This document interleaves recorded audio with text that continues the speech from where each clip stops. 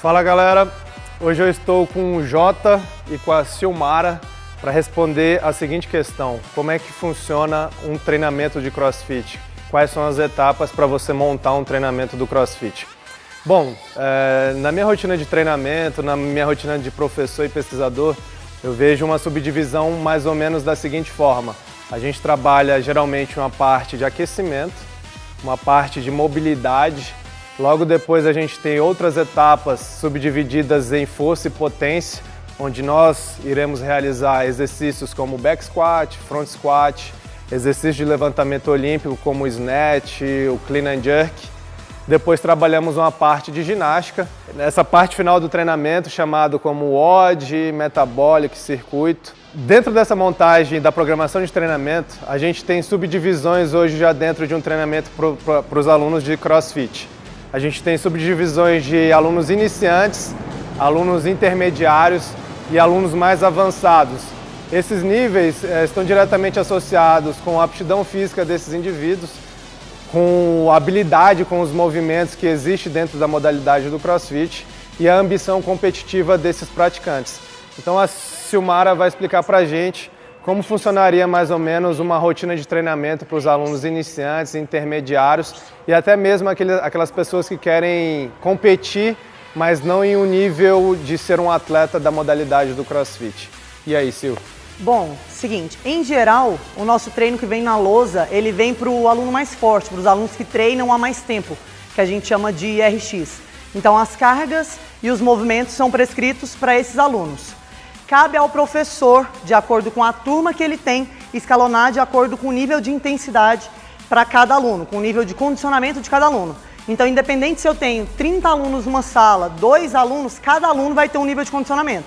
Eu vou ter que ver qual que é o tipo de condicionamento desse aluno e escalonar dentro de cada movimento. Então vamos supor, se a gente tem um workout com snatch de 80 quilos para homem, mais ring muscle up, e tem um aluno que chegou aqui, que treina há 2 meses, eu vou ter que escalonar dentro desses 2 movimentos, passando às vezes só um movimento com bastão e às vezes colocando ele para fazer uma remada para fortalecimento, que é o que ele vai precisar para subir na argola, e um movimento de mergulho na caixa. São só exemplos, mas vai depender muito de como que é a turma que você tem, da quantidade de alunos, ou se você pode também já escalonar lá na sua lousa, se você quer colocar o seu treino avançado, intermediário e iniciante. Eu prefiro escalonar individual, porque se o aluno chega para mim e fala assim: Sil, eu não quero fazer esse movimento. A gente trabalha com um CrossFit levado para atividade física, então se ele não quer fazer, eu não o obrigo a fazer. Eu coloco ele para fazer alguma coisa que está direcionada para o movimento, mas que vai atender a expectativa dele. Agora, se o aluno quer começar a competir, aí é um passo adiante. Primeiro, será que ele tem condição já para isso? Será que ele tem base para isso, para entrar numa competição? Porque não é simplesmente vou competir. Ele precisa fortalecimento, ele precisa estabilidade das articulações, ele precisa saber fazer os movimentos completos e movimentos complexos, porque a gente prefere que ele execute com boa técnica do que fazer de qualquer jeito só para levantar peso a qualquer custo. No campeonato já fica um negócio meio complicado, movimento ruim, querendo fazer tudo na correria. Então a gente prefere que esses alunos tenham uma base muito boa, e aí quando a gente vê que ele tem essa condição, a gente começa a colocar um pouquinho a mais. Uma planilha extra, algum tipo de fortalecimento a mais, algum tipo de direcionamento aonde é fraqueza deles, de alguns movimentos, e aí a gente consegue dar uma direcionada para esse aluno que quer brincar dentro de uma competição, porque atleta mesmo é totalmente diferente, é um cara que vai fazer só isso da vida. A gente que trabalha aqui com um aluno que vem para um box de CrossFit, ele vem, treina e participa de uma competição como amador, para se divertir, para sentir qual que é a sensação da arena. Atleta de ponta de performance é um treino totalmente à parte, não dá para fazer um treino totalmente junto, porque daí são especificidades do treino totalmente diferentes. Uma coisa que você falou que foi muito interessante é que você falou que aqui a prioridade é da atividade física. E eu me lembro quando eu comecei o CrossFit, isso já tem quase 6 anos, não sei quanto tempo que você treina, mas naquela época era um CrossFit muito militar. Então, você chegou atrasado, você tem que pagar 70 burpees. Se você não faz isso, é burpees. Você é obrigado a fazer isso. Qual a sua opinião em relação a isso? Não sei se você passou por isso e como que está sendo a transformação durante todo desse período de um cross mais militar para um cross pensando numa senhora de 80 anos, para uma pessoa que é doente, para uma pessoa que é obesa, que no final das contas são a maioria das pessoas hoje em dia tem alguma condição desfavorável para a saúde. Então a gente não consegue obrigar todo mundo a fazer essas tarefas. Eu comecei no CrossFit também, vai fazer 6 anos, então a minha base é exatamente a mesma da sua. O CrossFit, quando ele estourou, mais ou menos 5, 4 anos atrás, ele estourou como esporte. E aí todo mundo quer entrar numa competição, todo mundo quer fazer tudo, todo mundo quer um PR de 100 kg de snatch, todo mundo quer ring muscle up. Eu, como coach, eu acredito que são duas vertentes. É a vertente do CrossFit como esporte e a vertente do CrossFit como atividade física. 90% dos nossos alunos trabalham dentro da vertente como atividade física. Então isso eu preciso fazer com que o cara esteja dentro do box até ele fazer 90 anos. Ele tem que estar aqui para executar os movimentos, para fazer com que o dia a dia dele seja melhor, que a rotina dele melhore, que a saúde melhore e que ele se sinta bem aqui. Passou do portão para fora, ele nem vai lembrar o que é CrossFit. Agora, a partir do momento que você quer lidar com o CrossFit como esporte, aí você vai ser tratado como atleta. A vertente é outra, tem que fazer, tem que treinar com dor, tem que vencer as limitações, tem que bater PR, tem que aumentar o número de movimentos para aumentar o volume, para conseguir atender a expectativa de ser atleta. Mas ser atleta em qualquer esporte é isso. Lesão em qualquer esporte de alta performance vai ter, no CrossFit não é diferente. Agora, a base que a gente precisa mostrar hoje em dia é que o CrossFit é como qualquer outra atividade física, mas que a gente trabalha as 10 valências do corpo e que a gente consegue atender qualquer tipo de objetivo que a pessoa chegar aqui quiser treinar, que seja ele estético, que seja um pouquinho de performance, que seja emagrecer, que seja somente qualidade de vida. Para isso, a gente não precisa obrigar o aluno a fazer nada. Ele faz o que ele se sentir bem. Pagar burpee na hora da entrada, as pessoas pensam, nossa, mas eu estou sendo castigado? Não. Uma das principais partes de um treino de CrossFit é o aquecimento. Se você não está bem aquecido, você pode se machucar, você pode ter um problema ali na frente. Então, o burpee não é um castigo. É uma forma de você chegar a alcançar os seus amigos que já estão aquecidos.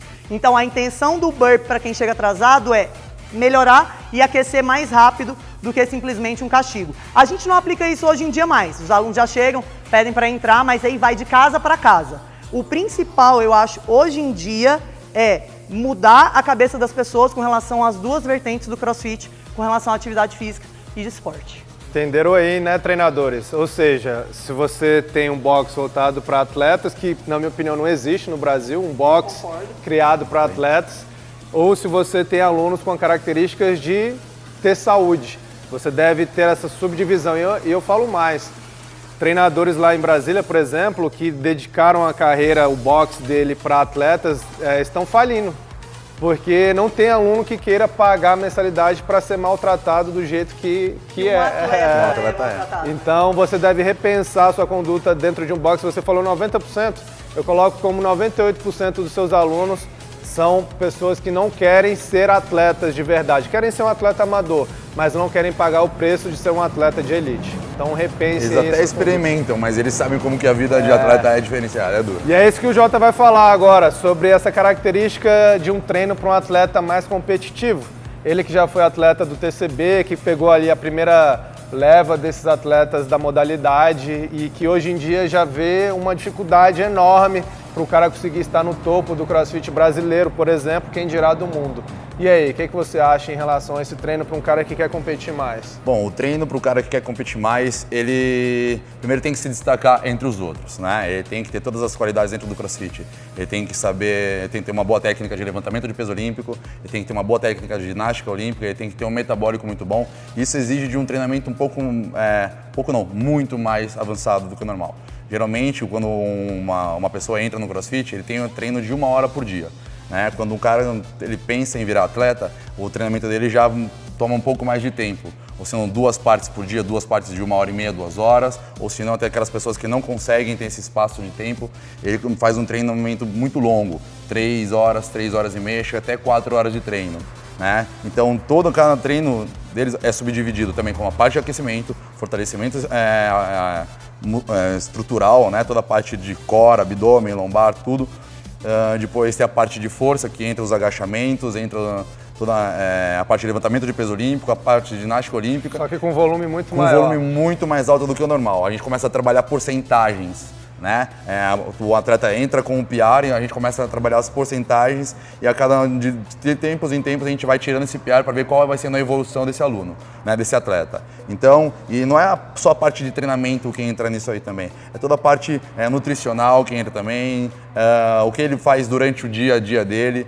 A parte de descanso também, que é realmente muito importante. Se qualidade ele consegue, do sono. Qualidade do sono, exatamente. Não adianta, por exemplo, o cara poder ter o tempo de treinamento dele, mas conseguir mais dormir 3, 4 horas por dia. Ele tem que ter uma alimentação boa, ele tem que ter um sono bom, ele tem que ter um treinamento bom, ele tem que saber respeitar o corpo dele, acima de tudo, por mais maçante que seja o treinamento de atleta, né, um atleta de performance, ele tem que saber, dentro disso tudo, respeitar. É o que a Silmara disse, ele vai treinar com dor, ele vai ter lesão, né?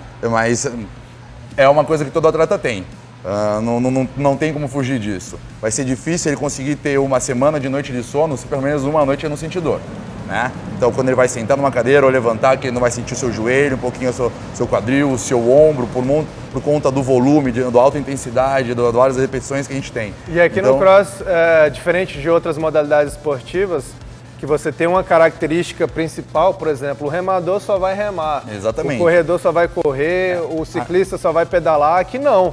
Aqui o cara tem que ter um volume alto para o cardio, um volume alto para a força, para várias outras questões do fitness. Antigamente, o atleta mais bem condicionado do mundo era o triatleta, porque ele corria, ele nadava e ele pedalava, né? Mas era uma parte muito metabólica, ele tinha a parte de condicionamento cardiovascular e também de resistência muscular muito ativa. Hoje em dia, o crossfitter ele é a pessoa mais bem condicionada que existe dentro de todas as modalidades, porque a gente trabalha todas as 10 capacidades, que é força, dinâmica, agilidade, resistência cardio, resistência muscular, força, precisão, enfim, todas as suas capacidades. E a gente está preparado para tudo, para remar, para correr, para nadar, para levantar peso, né? A gente também não pode esquecer que o CrossFit ele é um treinamento funcional, né? Então, tudo que a gente traz aqui para dentro, independente se você ser um atleta ou não, é depois ter uma qualidade de vida boa. Mas o volume é muito mais alto, né? Então a gente tem que estar preparado para tudo mesmo. Né? Só um exemplo, agora teve o CrossFit Games, eles tiveram que remar 42 quilômetros em um remo indoor, com um pace absurdo, os atletas da elite, né? Um pace dos homens é aí sub 2, né? Para 42 quilômetros, até os remadores... 42, e tinham feito 3 provas antes, uma prova de movimento ginástico, uma prova só de força e outra prova metabólica que era de bicicleta. Então, chegar para você e falar assim, olha, você precisa remar 42 km é uma coisa. Mas imagina essa ser a sua 4ª prova do dia. Como que o corpo já não tá? Como é que tá seu nível de hidratação, de alimentação e de resistência? Todos desses já se arriscaram a remar 42K também, né? Porque tem atletas aí de 10 anos de CrossFit que eu tenho absoluta certeza que nunca sentaram no remo e tentaram fazer 42. Que é uma outra questão do cross, é que você tem que estar preparado para Exatamente. Uma vez, quando saiu essa prova, eu estava lembrando que uma vez eu fiz uma meia maratona. Eu sentei uma vez no remo, coloquei um som e remei 21K. Foi um dos piores treinos que eu fiz, porque... eu me identifiquei muito com o pessoal do Games, do jeito que eles levantavam depois do remo, com o corpo totalmente travado, cadeia posterior totalmente fadigada, você não conseguir levantar, andar, caminhar. Então, depois de um dia intenso, você remar mais 42K, cara, é muito difícil. E aí que entra a questão que vocês comentaram, por que o volume tem que ser alto para um atleta? Então, se você não treina com volume alto, como é que você vai chegar na competição e suportar 4 provas em um dia e a última prova do dia ser uma maratona de remo? Então, provavelmente, se o cara não treina com volume alto, ele vai chegar na competição ou vai desistir ou vai se lesionar. Então, por isso que o treino de um atleta tem que ser um treino mais volumoso. E aí, você que pegou essa transição, né? Eu pergunto a você, um cara que era campeão em 2010, hoje ele seria campeão brasileiro em 2018? Não. Não seria. Por quê? Qual foi essa diferença? Porque naquela época, a gente não tinha o auxílio, né, que a gente tem hoje de poder buscar uma experiência melhor com uma pessoa do levantamento de peso olímpico, só começar a segmentar os seus treinos. Levantamento de peso olímpico, a parte de ginástica olímpica, um treino mais metabólico. Tem pessoas hoje em dia que buscam os remadores para poder aprender a fazer uma remada boa, uma remada bem eficiente. A gente procura os melhores técnicos do levantamento de peso olímpico hoje para a gente melhorar a nossa técnica do levantamento de peso olímpico. As ginastas estão entrando no CrossFit também para auxiliar. Antigamente eu não tinha isso. Um coach tinha que estar preparado para te ensinar tudo, te ensinar daquele jeito que ele aprendeu também, porque naquela época a gente aprendia na raça. Sim. A gente não aprendia com um movimento fino. né? A gente foi aprendendo a melhorar essas nossas técnicas ao longo do tempo, a gente foi procurando, foi buscando a melhora. Então, hoje em dia, você pegar um atleta de ponta, hoje pegar o atleta de ponta das antigas, é difícil o antigo bater esse aí, né? E também naquela época, como era tudo muito novo, o pessoal do CrossFit que treinava naquela época era o pessoal mais velho, né? Já eram aqueles educadores físicos que eram formados, tudo, que já conheciam um pouco do corpo, já sabiam, então já tinham uma experiência melhor. Então, hoje em dia, você entra no CrossFit com 14 anos, com 13, 14 anos. Quem me dera poder ter entrado no CrossFit com 13, 14 anos e poder desenvolver meu trabalho em cima disso. Então, tipo, ele vai acostumando o corpo dele a isso. Eu sofri muito, né, porque eu venho da musculação, né, eu sou apaixonado por treino, então eu fazia muita musculação e corria. Né? Então, hoje em dia, quando eu entrei no CrossFit, eu sofri muito porque a musculação me hipertrofiou. Tirou uma das partes uma das mais necessárias dentro do CrossFit, que é a mobilidade articular. Né? Então, hoje em dia, as pessoas já procuram uma outra pessoa. A gente já tem um apoio de um fisioterapeuta que vai auxiliar a gente médicos, na parte né? Médicos, a fisioterapeutas, exatamente. Da fisiologia do exercício. Exatamente, para conseguir preparar o nosso corpo para tudo isso. Então é muito mais fácil você pegar um cara, uma pessoa, uma criança de 14, 16, um moleque de 18 anos hoje, preparar o corpo dele, a estrutura completa de força, resistência cardio, resistência muscular e também de mobilidade, para que ele não tenha o fator lesão, né, o que acontecia há muito tempo atrás. Sim, e aí eu me lembro que quando eu comecei no cross, se você tinha um snatch, por exemplo, de 100 quilos, a galera estendia o tapete vermelho. Exatamente. Hoje em dia, se você chega numa competição amadora de crossfit, você vê o snatch de 100 quilos. 100 quilos já é rotina, então você vê essa grande diferença. Eu dou um outro exemplo meu, que eu tive um grande problema, que eu aprendi tudo errado. Eu aprendi com pessoas que não estavam aptas a ensinar movimentos, mas foi muito naquela questão do crossfit inicial, né? O cara que conhecia superficialmente as coisas. E aí meus movimentos hoje em dia são extremamente deficitários. E aí para você conseguir corrigir esses erros que foram adquiridos lá no início, também você tem essa outra questão. E eu concordo plenamente com o que você falou aí sobre a gente estar procurando mais os especialistas, sobre os volumes de treinamento. E é isso. Então, pessoal, eu espero que vocês tenham gostado do vídeo. Se gostou, dê um like e comece a seguir a gente aí, o Box Max Titânio.